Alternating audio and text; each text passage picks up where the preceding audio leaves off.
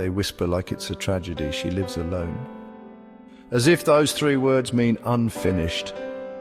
As if solitude were a symptom, a wound, a last resort. But what if they're not? What if she lives alone is not the end of her story, but the moment she finally began to write her own? No wedding dress. No children's shoes lined up at the door. No man waiting at home like a prize that proves she was enough. She lives alone. And still, she breathes easier than she ever did when she was trying to fit into a life that never felt like hers. She stopped offering herself to be misunderstood. That's what no one tells you about freedom. It often looks like failure to those who are still performing. She left the script, and the applause stopped. And the real voice inside her began to speak. There was no dramatic renunciation of love, no bitterness. Just a quiet disinterest in being seen only through the eyes of others. The craving to be desired gave way to something deeper, the hunger to be whole. Maybe you felt it too. That moment where the noise of other people's expectations fades and something still, something ancient begins to rise in the silence. Carl Jung once said that only in solitude does the unconscious begin to speak. When we are no longer shaped by others' needs, we finally begin to feel our own, and that's what happened. She didn't choose solitude because she hated people. She chose it because she needed to stop disappearing inside them. And the world couldn't understand. They saw the empty chair, the unclaimed hand, the silence. They didn't see the sanctuary, but she did. She saw the mornings filled with peace, the evenings with no apologies. The mirror that no longer asked, "Is this enough for them?" and began to whisper, "Is this true for you?" She lives alone, not as punishment, not as waiting, as reclamation. If you've ever lived outside the frame they handed you, you're not behind, you're not lost, you're not alone.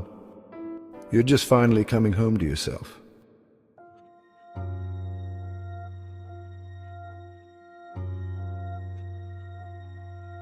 She didn't know the word for it yet, but something inside her was stirring. Not sadness, not regret, something subtler, stranger. As if the silence around her had begun to speak with the voice she'd always known, but never trusted. The mirror wasn't just glass now, it was a witness. And a question: who are you without them?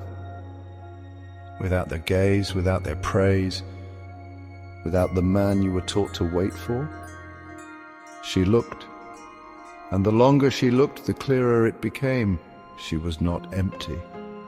She was unfolding, not into someone new, but into someone ancient. Carl Jung called this awakening the return of the animus, the inner masculine every woman carries, a compass, a clarity, a direction that had nothing to do with male approval and everything to do with soul alignment. She used to look for that energy outside herself, admire it in others, chase it in men who seemed so certain of themselves. But now it rose from within, not loud, not aggressive, just rooted. She said no without guilt, she dreamed without apology. She moved through the world with a sovereignty that startled even her. Jung said a woman who discovers her inner masculine no longer needs validation to feel valuable. She becomes her own foundation. Still, it wasn't all light. The mirror asked hard things. Do you trust what you're becoming? Do you still need to be saved, or are you ready to lead yourself out of the forest? Maybe you've asked those same questions. Maybe you've stared at your own reflection and wondered if this aloneness is clarity, or just grief in disguise. But she kept coming back, not to fix herself, not to make herself smaller, but to witness the quiet revolution inside. Because the truth is, she wasn't losing softness, she was losing permission. The permission she once begged for, to be here, to take up space, to want more than survival. And with every passing day, she stopped waiting for someone else to deliver that permission. She gave it to herself. Now the mirror holds no fear, no judgment. Just reflection, not of what the world wants from her, but of who she was always meant to become.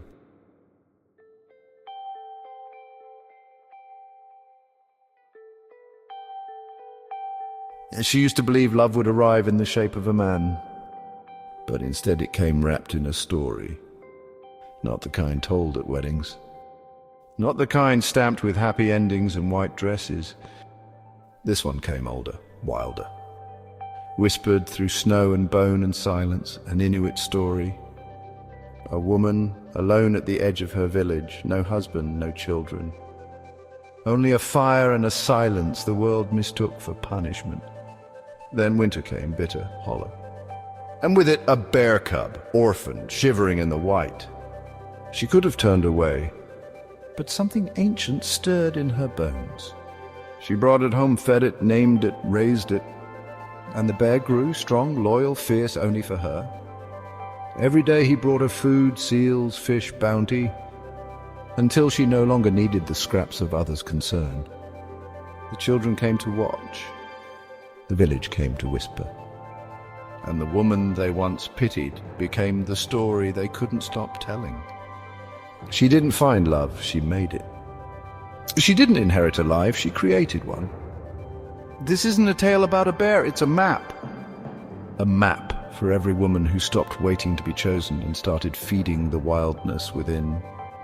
Her bear was not made of fur, it was silence, creativity, fire. Her own voice returning after years of exile. Maybe you know this hunger. The ache to tend something real.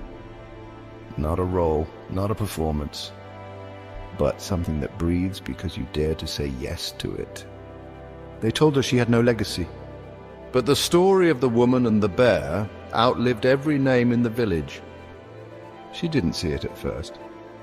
But the bear she fed was the same voice she once met in the mirror. The one that asked, "Do you trust what you're becoming?" And now every time she chooses solitude over self-betrayal, every time she honors the strange and sacred within her, the bear rises again. Not to protect her, but to remind her that she was never meant to be rescued. She was meant to remember, you are not too late. You are not too wild. You're not too much. You are the one who carries the fire through the snow.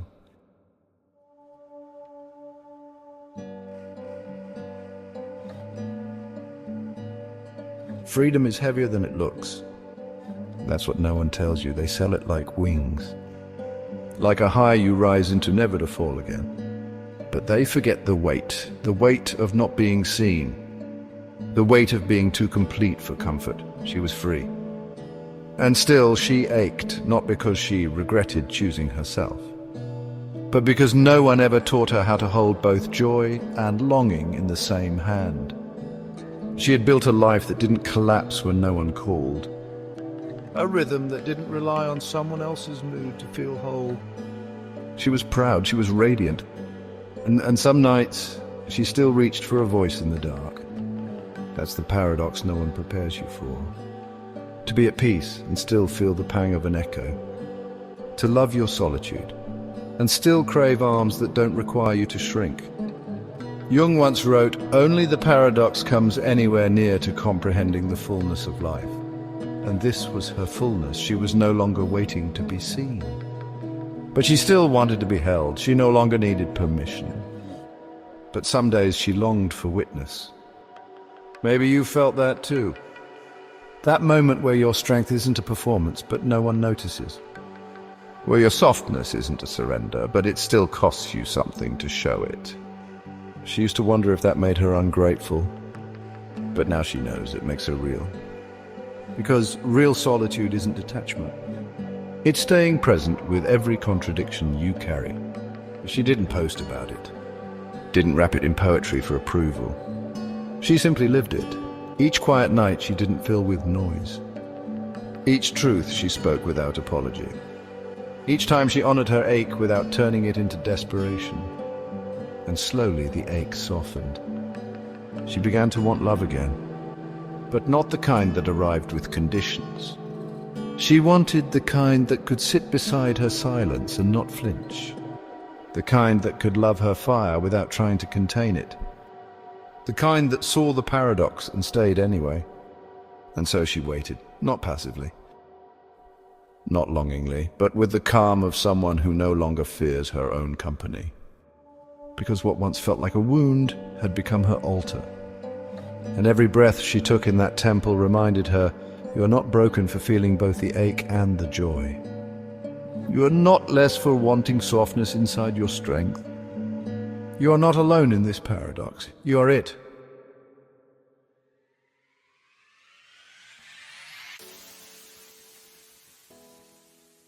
There was a time she believed something was wrong with her. Not because she felt broken, but because the world kept handing her mirrors where her wholeness looked like a flaw. They asked careful questions, offered kind advice laced with fear. Don't wait too long. You just haven't met the right one. You'll change your mind. At first she listened because the voices were familiar. They wore the faces of people she loved, and the story they told was everywhere, threaded into every film, every holiday dinner, every headline about how time is running out. She tried to believe it, tried to want what she was told to want. But her body said no before her voice ever did. And slowly she began to wonder, what if the problem isn't that I'm alone? What if the problem is the belief that I shouldn't be? She started to read history not written in shame. Once upon a time, unmarried women, femme souls, could own property, sign contracts, run businesses. They had names. Legal standing, power. Married women, femmes covert, had none.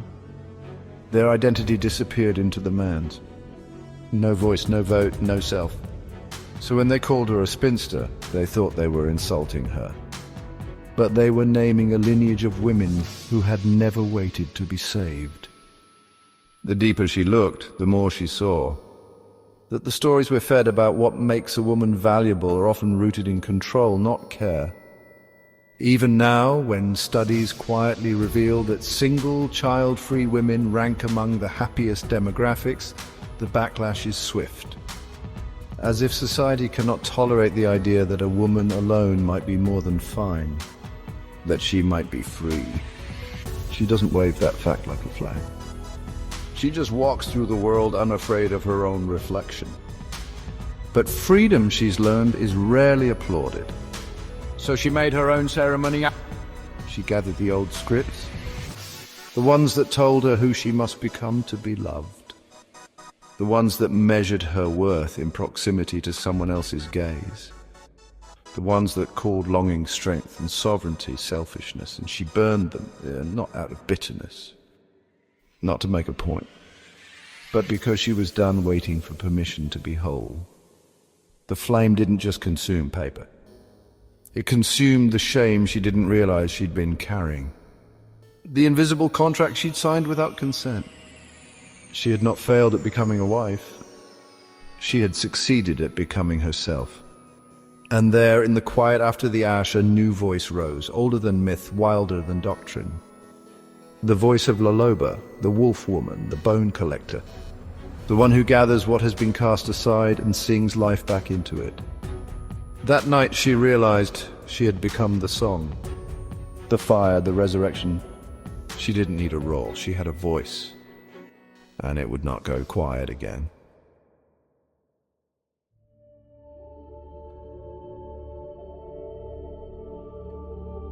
She no longer wakes up asking who she is without someone beside her. She knows. She is not an absence. She is not waiting. She is not the space between what was and what might have been. She is the presence that stayed. The quiet force that held her through every season she thought would break her. The one who kept the fire lit, the one who remembered. They told her she would regret this. Told her life would lose its color without a partner to reflect it. Told her she would become invisible. But the longer she walked alone, the more vivid everything became. It was her mornings, her body, her voice. They weren't echoes. They were the original sound. She looked in the same mirror now, not to assess, not to improve, but to witness. The woman staring back was no longer asking for approval. She was anchoring. Carl Jung once said that the privilege of a lifetime is to become who you truly are. And that's what this has always been. Not a detour, not a rebellion, not a phase, but a sacred return. She no longer needs to be understood to feel real. No longer needs to be touched to feel desired. No longer needs to be claimed to feel chosen. She chose herself. And that choice did not make her lonely. It made her luminous. Maybe you've walked this road too. Maybe you felt the weight of being too much and not enough in the same breath. Maybe you've spent years translating your silence into worth. Maybe you've wondered if living without a man meant living without meaning. But look closer, that ache? It's not emptiness.